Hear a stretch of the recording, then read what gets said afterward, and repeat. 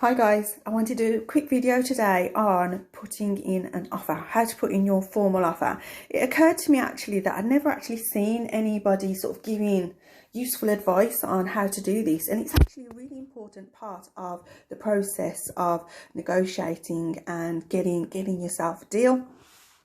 So I'm going to recommend that you put your offer in writing always. Definitely have a conversation with your agent beforehand, let them know that you intend to put an offer in, ask all the right questions, but you want to follow that up with a formal offer in writing, with some basic points, what you want to offer, who you are, possibly some of your experience, and then what you plan to do with the building, the reason why you're offering what you're offering, and who your broker and solicitor is. I'm going to switch on over to my screen in a minute and show you my actual formal offer anyway before I hit send on my email.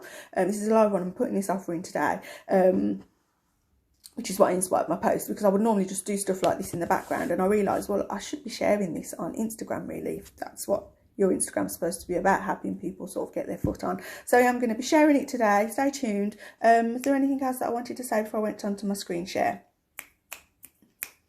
No. See the other side.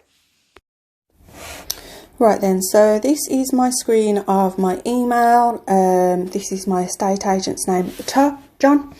I was tempted to put Dear John, but that sounded a bit too informal. Okay, so let's get down to business then. So RE, my offer on Westow Road. So this is the property that I'm offering on.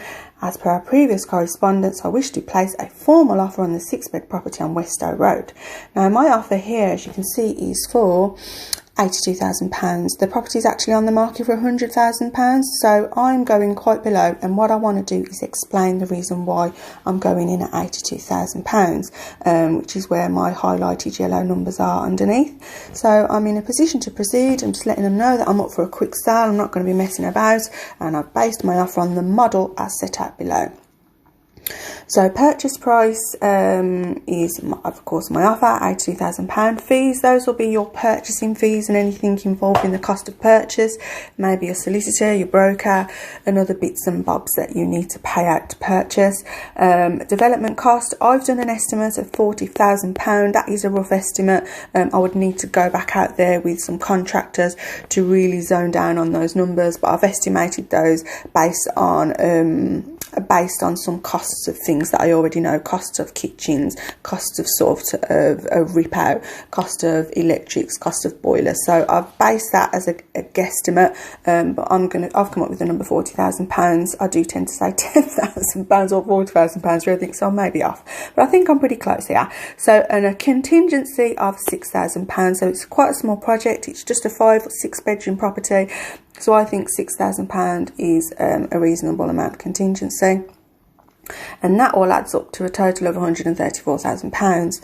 So this estimated DUV, what that means is what I estimate the done up value of the properties after I've done everything that I've said I want to do. So there's a number of ways you can get this estimated DUV. It won't be an exact value of what like a quantity surveyor or chartered surveyor is going to come out and do, but there's a number of ways that you can find out an estimate of what you think the value of the property will be once it's done up. You can go on to Rightmove, look on sold prices within that postcode, a quarter of a mile of that postcode, and it's got to be like for like. If it's a Victorian terrace, it's got to be another Victorian. If it's a 5-bed, or at least have the space for 5 beds in it, and the condition of it needs to be like for like as well. I did struggle to find like for likes on this because there just wasn't any 6-bed HMOs in the area that had recently been sold, and it's sort of, the property sort of sits in a weird position, like one end of the street's dead posh and the other end of the street was less so. But I found a couple of 5-bedroom and 4-bedroom homes, and I also found a flat as well. So I've came up with the number of 170 as my estimated done up value. I don't think I'm far off with that.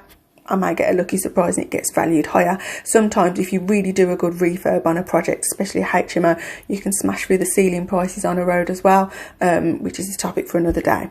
So based on it being worth 170 grand when I've done it, and I'm purchasing it for 134 all in, That would give me a total profit of £36,000 plus obviously any money that I've put in. Money in and money out deal, my kind of deal, which would give me a profit as a percentage of 24%. So lots of people are prepared to work at different sort of percentage as how much profit they want to make out of a deal. I like the number 20.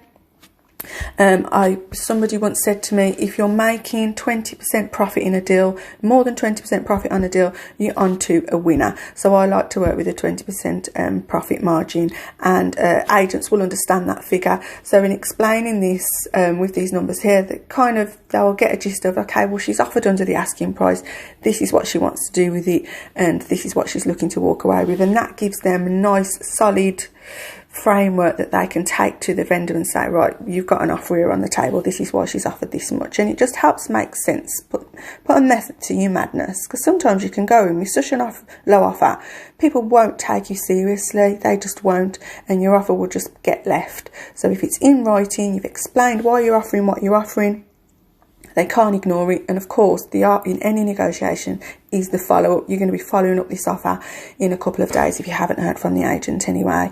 So the next bit is my exit for the property, which is based on a combination of the following outline below. So this is currently stands as a 6-bedroom HMO. It's got the rooms crammed in there, and as I understand it, the licence is expired. So that's fine. That leaves me in a position where I've got the option to either convert the building into 3 self-contained apartments, keep it as a 5 to 6 bedroom HMO and just renovate it, and I'll of course be holding the building for the purpose of social housing rentals, so it'll be going to anyone that receives DSS benefits or universal credit or anything like that, and hopefully support the housing shortage. That's where I'm at, and I think where the property sits, that's a nice tenant profile for it as well. And then I go on to talk about how the purchase will be funded by a bridge. My broker is so and so, and my solicitor is so and so, and that just lets them know, look, I'm ready to go, I've got my broker in place, I've got my solicitor in place, planning on getting a bridge. Right, do you want this sell this property today or not? So it's just a good way to get your offer in and let it be known exactly what you want to do. It saves a lot of backing and forthing and toing and throwing and guesswork, really. Also, when you have a chat with your broker, they'll be asking you as well what you plan on doing with the property. So you'll already have these numbers ready for them, and as will your solicitor be asking as well. So yeah, it keeps communication nice and clear. So I'm going to send this email off today, and if anybody wants to know how I get on the next stage of the negotiating process, I'm happy to do another post.